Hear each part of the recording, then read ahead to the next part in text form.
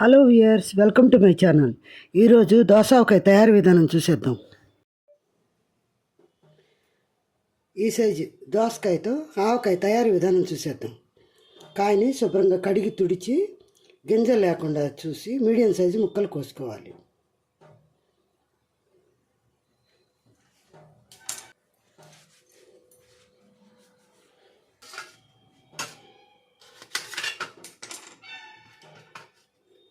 ముచ్చుకలు కోసేసి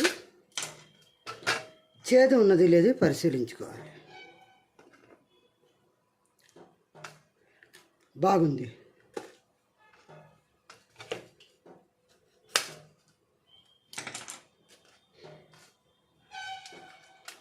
గింజ భాగాన్ని పూర్తిగా తీసివేయాలి.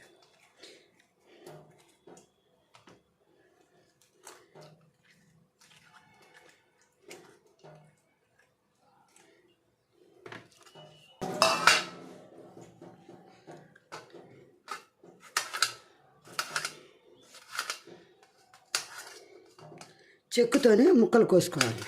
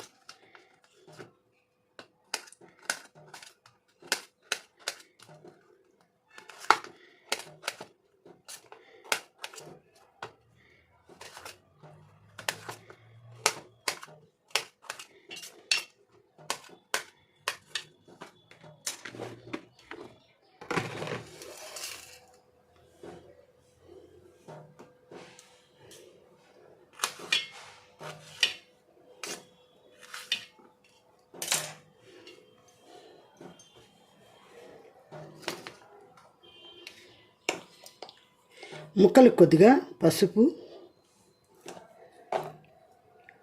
ఈ గ్లాసుడు నూనె ఈ కాయ ఆవకాయకి సరిపోతుంది. కొద్దిగా నూనెను పట్టిస్తే ముక్క గట్టి పడుతుంది. ఇందులోకి మసాలా ప్రిపేర్ చేసుకుందాం.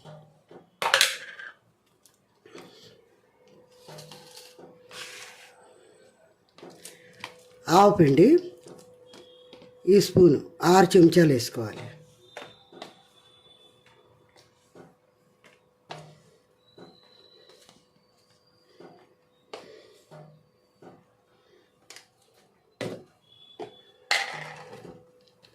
కారము అందులో సగం అంటే 3 చెంచాలు.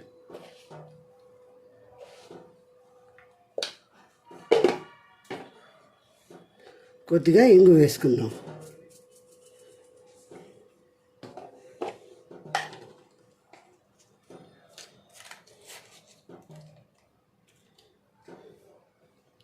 ఉప్పు 3/4 చెంచా వేసుకోవాలి. అంతా కలిసేట్టు బాగా కలుపుకోవాలి.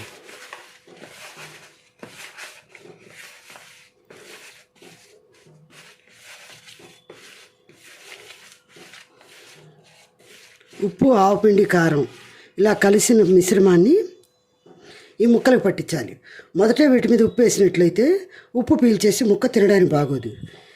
నూనె పట్టించడం వల్ల నిదానంగా ఉప్పు పట్టి ముక్కలకి బాగుంటుంది.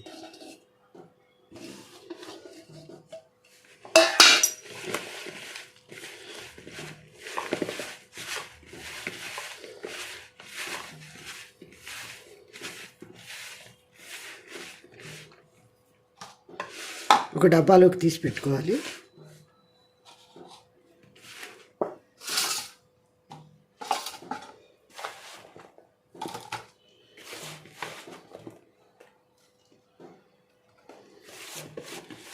సింపుల్గా ఒక కాయతో దోసకాయ ఇలా పెట్టేసుకోండి. సాయంకాలానికి ఉదయం వేసుకున్నట్లయితే ఏ 10ంటికో సాయంకాలానికి ఊరి తినడానికి సిద్ధమవుతుంది. ఈ నూనెని దీనిలోకి పోసేసుకోవాలి. కొద్దిగా మిగిల్చాను. ఉప్పు తగిలి ఊరిన దాని మీదట మనకి సరిపోతుందో లేదో అర్థమవుతుంది. ఒకవేళ సరిపోయినట్లయితే ఈ నూనె వేసుకోక్కర్లేదు. ఊట ఊరిన దాన్ని బట్టి నూనె కలుపుకోవాలి.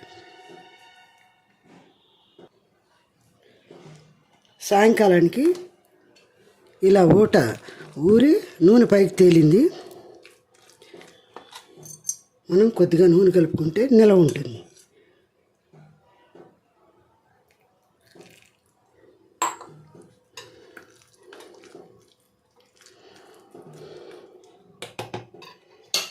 ఎంతో రుచిగా ఉండే దోసకాయ ఆవకాయ రెడీ.